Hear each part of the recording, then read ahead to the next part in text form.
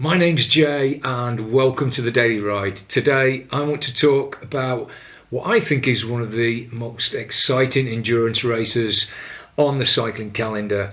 And I'm not talking about these guys at the Tour de France. I'm talking about these guys, these mentalists, these crazy people, these absolute legends. I'm talking about the 300 plus guys and girls who enter the Transcontinental Race. Awesome. The Transcontinental Race is an endurance race which actually covers almost the same distance as a Tour de France. The Tour de France covering around 4,500 kilometres, whereas the Transcontinental, depending on the route on the year, covers between about 3,000 to 4,000 kilometres. However, the main difference is once the clock starts on the Transcontinental, there's no stopping. It just goes on and on. Last year's winner was Christopher Strasser in a time of just 8 days. Absolutely phenomenal.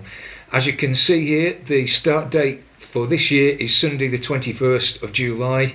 I'm already on the 29th of July and they're coming close to the finish, which I'll come on to later. But the starting location for this year's race is Roubaix in France, and what a great place to start. Steeped in history.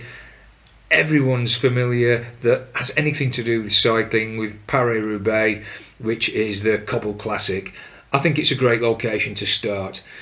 The finishing point this year is in Istanbul, Turkey. This is a relatively new race. It's only been in existence since 2013 and was actually organised, set up by the legendary Mike Hall. This is the guy who set the around the world record by bike in 2012, and he's also the winner of the 2013 and the 2016 Great Divide race. Steeped in absolutely legendary performances when it comes to endurance races.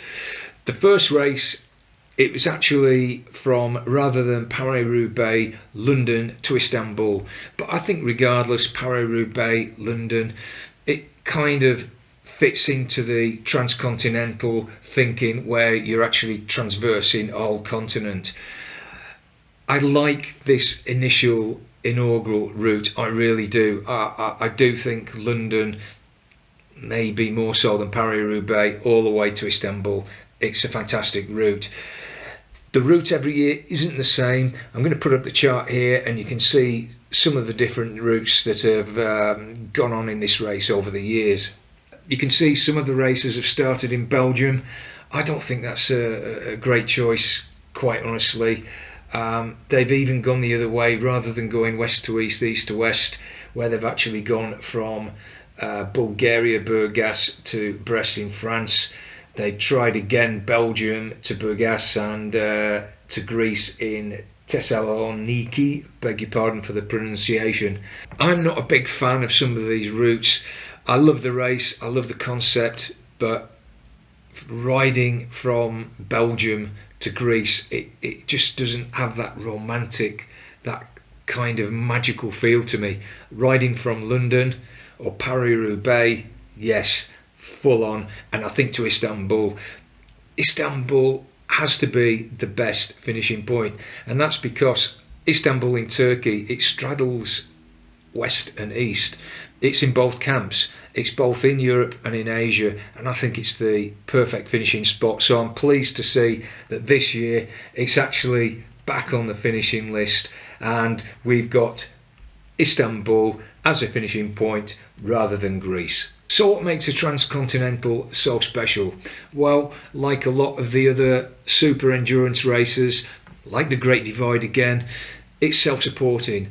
That means that when you set out on your bike, you're completely self-reliant for a number of different things. No support vehicles, no outside help from teams or anything like that. When the race was first set up by Mike Hall in 2013, it had a set of 10 rules, and these are still in place today. Here they are. Rule number 1 here: the rides from start to finish via the controls listed. If I just pop back to the chart I had up a little bit earlier, you can see that every race has a group of control points. That means you must pass through these different checkpoints on your ride.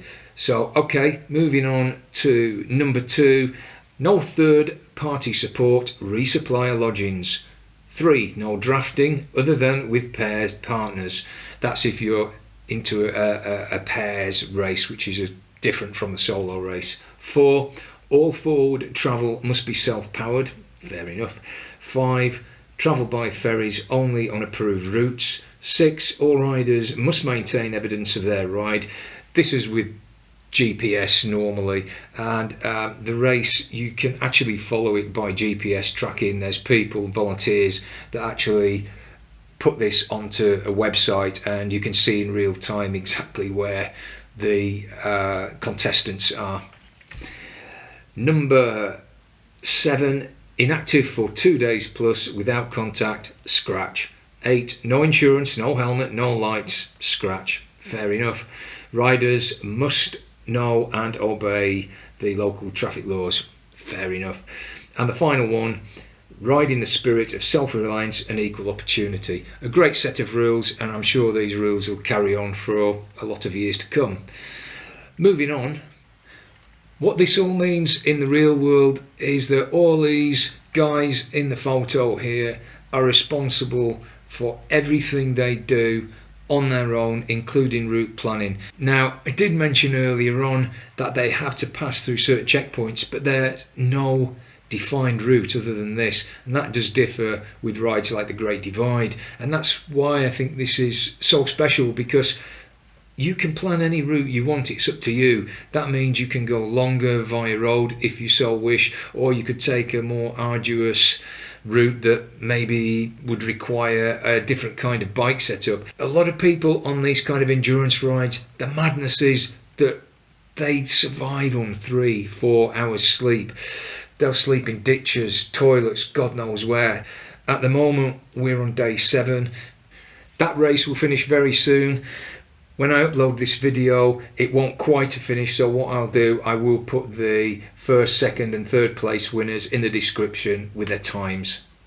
Is that enough to excite you to put an entry in for next year? Well, if it is, you'll need to do so by November of this year to be able to enter the race in July of next year.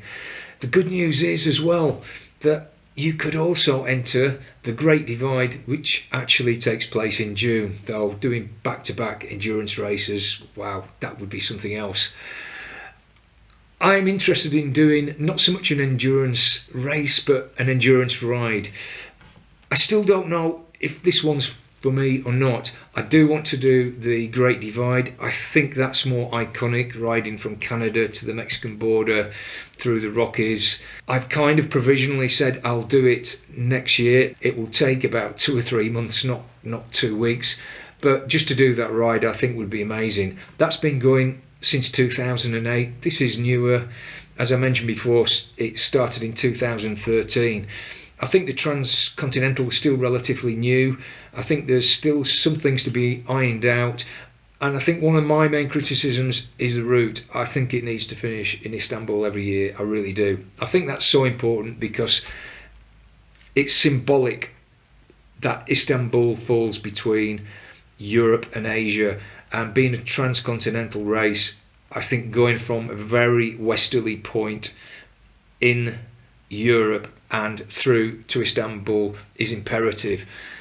You could argue, well, it should really go from Lisbon in Portugal. I think that's the most westerly capital city, but I think London or Paris or Roubaix, somewhere around that, is a good option.